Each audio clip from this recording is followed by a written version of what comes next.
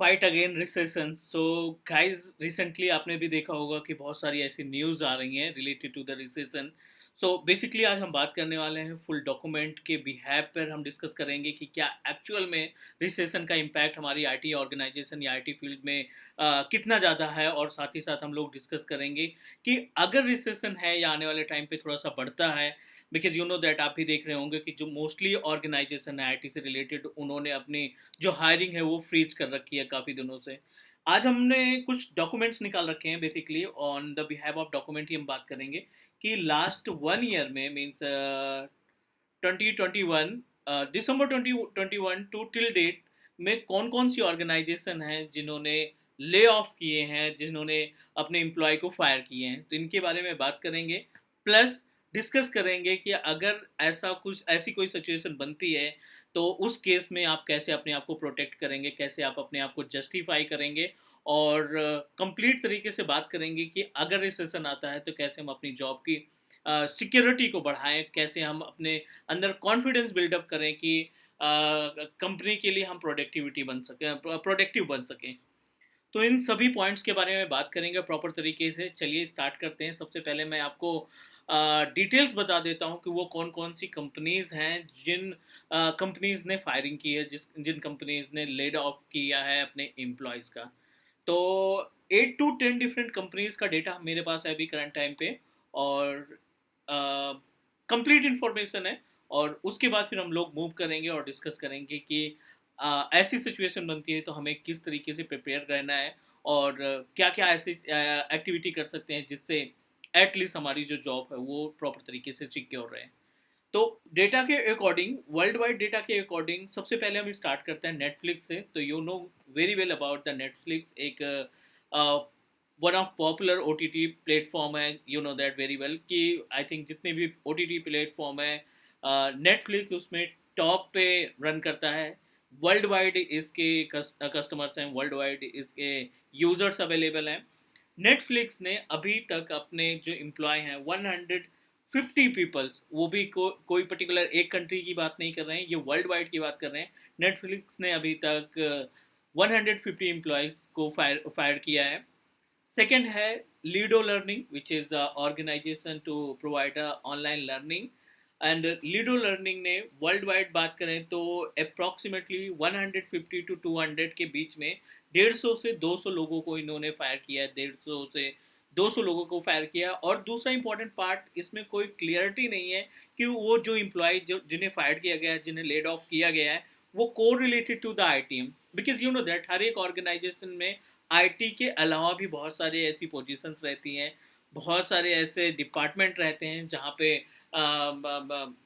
Multiple employees work करते हैं। तो इट्स नॉट को रिलेटेड कि आईटी में ही सारी प्रॉब्लम है या आईटी में ही रिसेशन ज़्यादा है, तो ऐसा कुछ भी नहीं है। उसके बारे में भी प्रॉपर बात करेंगे कि एक्चुअल रियलिटी क्या है, क्योंकि यू नो दैट यूट्यूब पे भी बहुत सारी ऐसी वीडियोज़ हैं, न्यूज़ में भी कभी कभी मिल जाता है, बट कोई रियलिटी नहीं बताता। एक्चुअल कोई नहीं बताता कि एग्जैक्टली है क्या।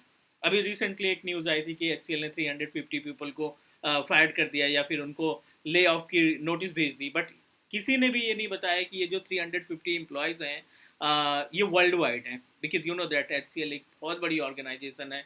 यू नो दैट इंडिया की लोकेशन में ही कितने सारे 40 to 50,000 एम्प्लॉयज़ अवेलेबल हैं। तो इसके बारे में भी बात करेंगे। तीसरी कंपनी है Cars24, जिन्होंने जैन 2022 से सितंबर 2022 के बीच में अप्रॉक्सीमेटली 600 एम्प्लॉय को फायर किया है, 600 एम्प्लॉय को लेड ऑफ किया है। देन अन अकेडमी की बात करें, यू नो वेरी वेल, अभी रिसेंटली काफ़ी ज़्यादा मीन्स यू नो दैट चर्चा में यह ऑर्गेनाइजेशन अन अकेडमी को related to the training provide करती है। अब तो मल्टीपल ट्रेनिंग्स अवेलेबल हैं, बेसिकली इनका आईआईटी एनजेई के लिए बेसिकली ज़्यादा फेमस है। 600 एम्प्लॉय को अन अकेडमी ने फायर किया है। बेटर डॉट कॉम, अगली कंपनी बेटर डॉट कॉम, जिन्होंने अप्रॉक्सीमेटली मल्टीपल फायरिंग की है इन्होंने। अगर हम बात करें लास्ट डेटा को मिला करके, तो इन्होंने दिसंबर महीने में, दिसंबर 2021 में इन्होंने 900 पीपल को जूम कॉल पे फायर किया था। उसके बाद अप्रैल 2022 में अप्रॉक्सीमेटली 2000 एम्प्लॉय को इन्होंने फायर किया था। देन इसके बाद एक यूनिकॉर्न कंपनी है Vedantu, you know very well about Vedantu ने 424 एम्प्लॉयज़ को फायर किया है। मीशो ने 150 एम्प्लॉय को फायर किया है अभी तक। एंड एचसीएल के बारे में हमने आपको बताया है कि 350 एम्प्लॉयज़ को रिसेंटली, लास्ट वीक की ही बात है, लास्ट वीक इन्होंने 350 एम्प्लॉयज़ को फायर किया है। बेसिकली ये जो 350 एम्प्लॉयज़ हैं ये वर्ल्ड वाइड है, right, not only related to the India. और इसमें ये भी क्लियर नहीं मेंशन किया गया है कि ये सभी एम्प्लॉय हमारे आईटी से बिलोंग करते हैं, right. Because you know that कि जैसा कि हमने बात की कि एक ऑर्गेनाइजेशन के अंदर मल्टीपल डिपार्टमेंट्स हो सकते हैं, तो मल्टीपल डिपार्टमेंट में अलग अलग एम्प्लॉयज़ भी होते हैं। तो बेसिकली ऐसा क्लियरिटी नहीं है कि ये सारे 350 एम्प्लॉय जो हैं वो आईटी से बिलोंग करते थे या आईटी डिपार्टमेंट के लिए काम करते थे। तो ये तो डॉक्यूमेंट्स हो गया, ये तो इन्फॉर्मेशन हो गई अबाउट द कंपनी जिन्होंने अपने एम्प्लॉयज़ को वेव ऑफ किए है, लेड ऑफ किया है या फायर किया है। एंड सेकेंड इंपॉर्टेंट पार्ट ये बात कर लेते हैं कि how to protect our job which is really important.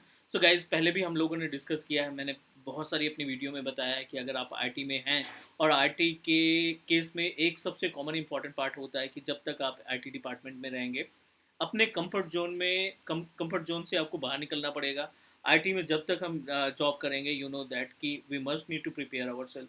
You should know about कि लेटेस्ट कौन सी टेक्नोलॉजी चल रही है और कौन सी टेक्नोलॉजी अभी ट्रेंड में है, कौन सी ऐसी टेक्नोलॉजी जो कॉमन है, एवरग्रीन है, जिसको हर एक ऑर्गेनाइजेशन लगभग मीन्स जिसको मोस्ट ऑफ ऑर्गेनाइजेशन, अगर 80% ऑर्गेनाइजेशन उस पर्टिकुलर टेक्नोलॉजी का इस्तेमाल करती हैं तो definitely you must need to prepare your self. कोशिश प्रॉब्लम क्या होती है आईटी के केस में, you know very well about, पिछले 2.5 साल से आप देख ही रहे हैं कि एक आईटी ही ऐसी ऑर्गेनाइजेशन है जिसका आई डोंट थिंक कि उतना ज़्यादा इम्पैक्ट पड़ा होगा जो लॉकडाउन वगैरह हो, किसी भी कंट्री की बात करें, लॉकडाउन को उतना ज़्यादा इम्पैक्ट आईटी ऑर्गेनाइजेशन के ऊपर पड़ा होगा इन कंपेयर ऑफ अदर। अब एयरलाइंस की बात कर लें, टेक्सटाइल की बात कर लें, या अदर किसी फूड की बात कर लें, रेस्टोरेंट की बात कर लें, होटल की बात करें, जितना ज़्यादा ये डिपार्टमेंट, जितना ज़्यादा ये सभी डिपार्टमेंट, एयरलाइंस या ट्रेवल एजेंसीज या फिर टेक्सटाइल या किसी भी तरीके की कंपनी की बात करें, जितना ज़्यादा इफेक्टिव हुई उससे कई गुना कम हमारे आईटी पे इम्पैक्ट पड़ा है, क्योंकि यू नो दैट कि आईटी के केस में वर्क फ्रॉम होम के ऑप्शन है and we are able to perform the task from at from home from anywhere. So basically problem क्या है, it's not a recession, I think as per my experience of 14 year in I T, it's not a recession. कहीं ना कहीं कुछ ना कुछ गलती हमसे भी हुई है, means as a I T employ कुछ ना कुछ गलती हमसे हुई है।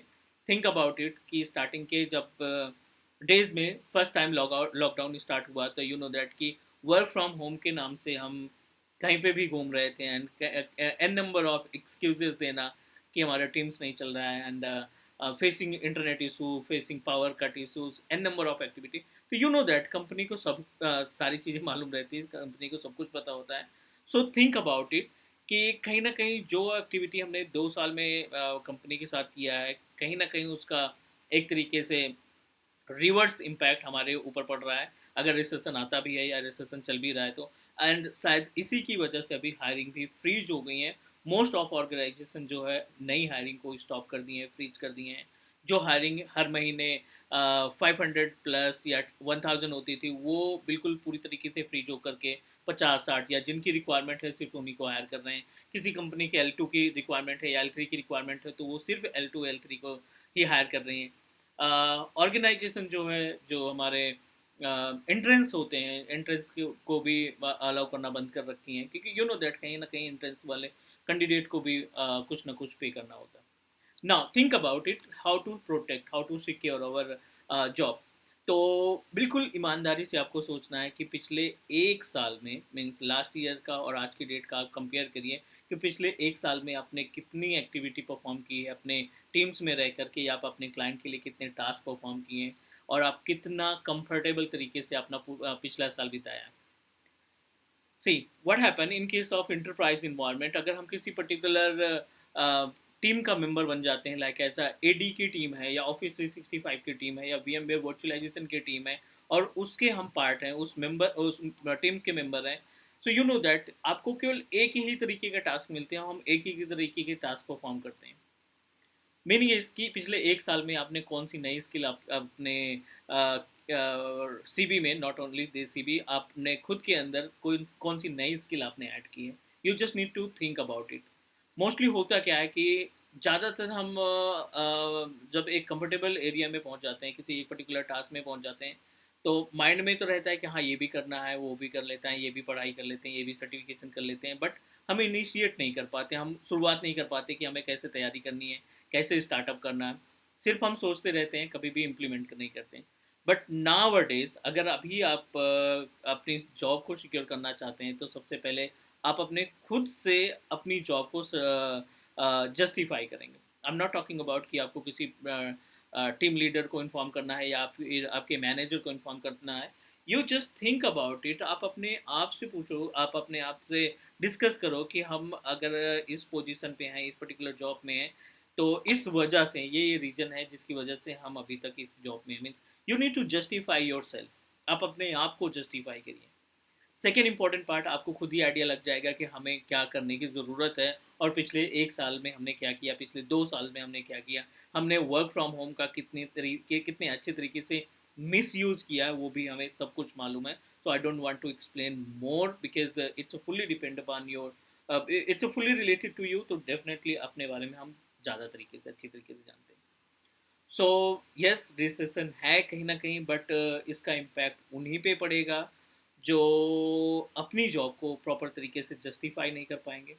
सेकंड, हम जिस पोजीशन पे थे या जिस पर्टिकुलर स्किल के साथ कंपनी में एंटर किए थे, आज भी हम उसी स्किल में हैं या आज भी हम उसी पर्टिकुलर टास्क में हैं, तो कहीं ना कहीं उनके लिए भी प्रॉब्लम हो सकती है। So not an issue, but अभी भी अपने पास टाइम है। अगर आप डे वन से स्टार्ट करना चाहते हैं, आज से स्टार्ट करना चाहते हैं, तो आप क्लियर मान के चलिए कि यू शुड नो। आप अगर आईटी में डेस्कटॉप ट्रबल शूटिंग इंजीनियर काम कर रहे हैं, एज ए सिस्टम एडमिनिस्ट्रेटर काम कर रहे हैं, एज ए विंटेल इंजीनियर काम कर रहे हैं, तो आपको आर्किटेक्ट की तरफ मूव करना चाहिए, और कोई ना कोई एक क्लाउड का सर्टिफिकेट, कोई ना कोई एक वर्चुअलाइजेशन का सर्टिफिकेट प्लस ट्रेनिंग आपके पास होनी चाहिए, क्योंकि ये ऑन डिमांड है मार्केट में।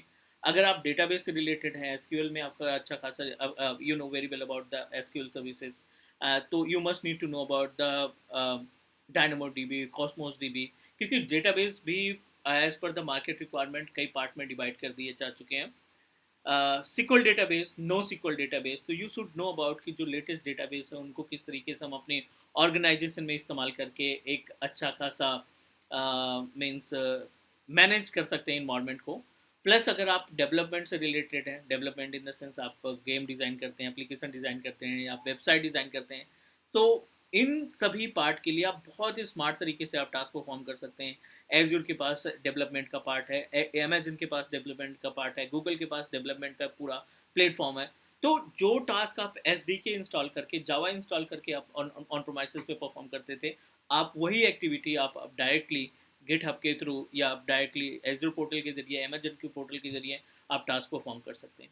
मीन्स सिंगल वर्ड में मीनिंग ये है कि now this is the time जहाँ पे आपको अपनी स्किल को अपग्रेड करना है, नई स्किल को आप अपने माइंड में ऐड करना है, प्लस जो टास्क आप परफॉर्म करते हैं इन्वायरमेंट के अंदर, और उसमें आपको डेडिकेशन दिखाना है, एक्सक्यूजेस कम करने हैं, लाइक एज अ कि